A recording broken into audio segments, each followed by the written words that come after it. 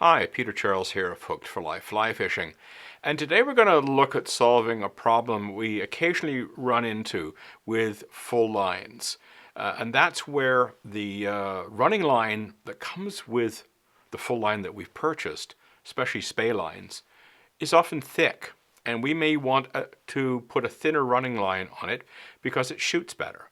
That thicker running line will reduce distance. So when distance is important, running line thickness or thinness comes into play.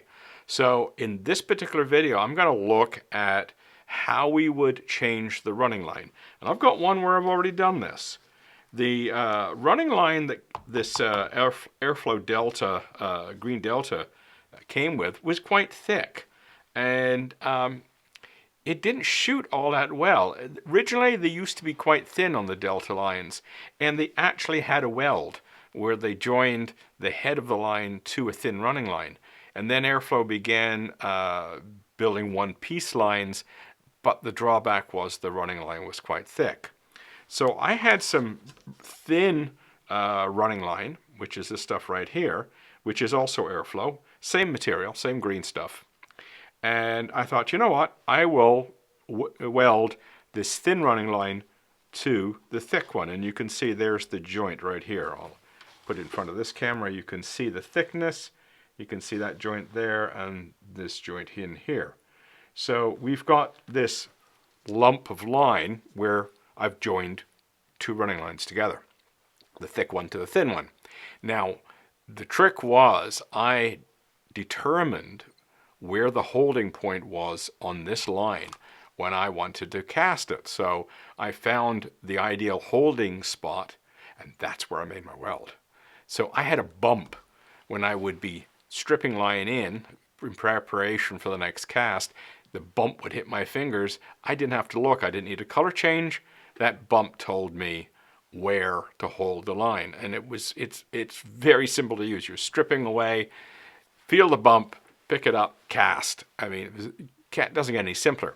Now, that's not the best solution for distance because, yeah, that bump has to go out the guides, and it's going to slow it down itsy bitsy bit.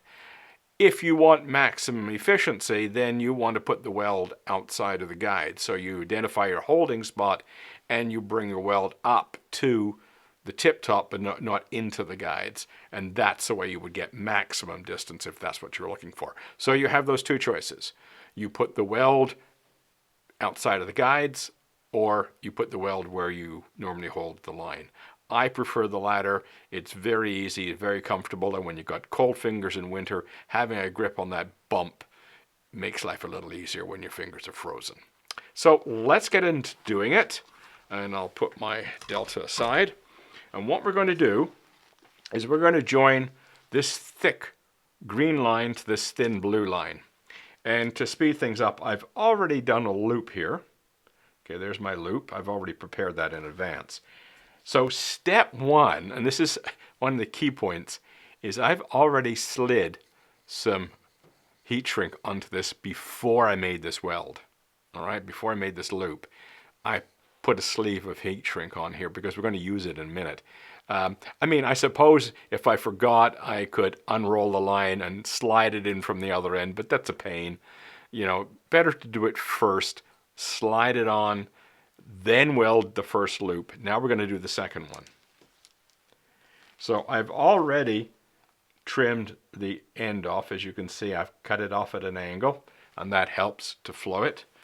Now what I do is I put this line through that loop, and I fold it over about the amount I want that loop to be, the weld. So I've got about an inch and a half. So here we've got the two looped together. Now this is where this heat shrink comes in. I push this heat shrink down. Just work it down. You don't want to go past. You want to leave some of the heat shrink on the original loop. And now you have the other part here. As you can see, we've got it pulled into this position. So that's the purpose of that heat shrink being put on to the running line of the head before we start, so we can use it for this purpose. Now what we're going to do is shrink this down and turn this into one line.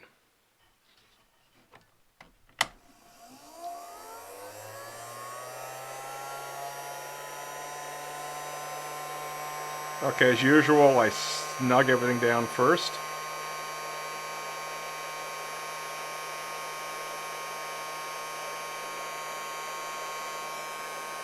Make sure everything's lined up. Okay, I usually work at the loops first.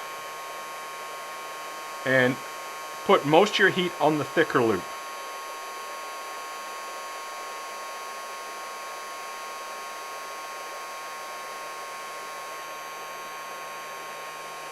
Now work your way back.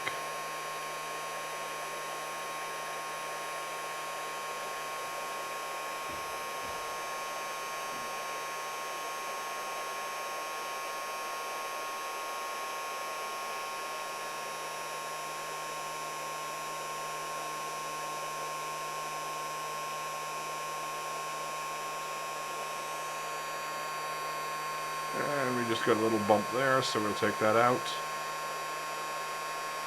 Okay. Now we'll just give this a minute to cool, and we'll strip it off.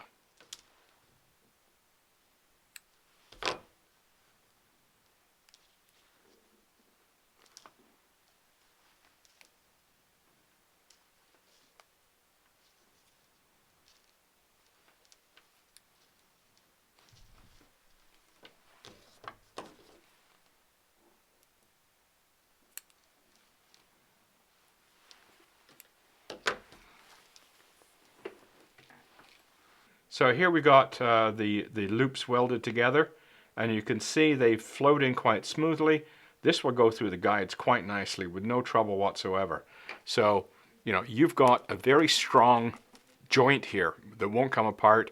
You can use, you know, color change if you want. I've gone to a blue with a green. But that bump, as soon as you encounter that, you know that's where you're going to hold it, and it makes it very simple. Or the other choice is to make sure that joint is outside of the guides. Either way, whichever way you want to work. But it's a great system for joining up two running lines together when you want to go from a thick running line to a thin running line. Very straightforward. Just remember to push on that extra piece of heat shrink before you do your first loop. Cheers.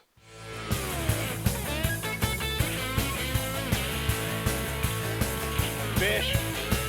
Good one.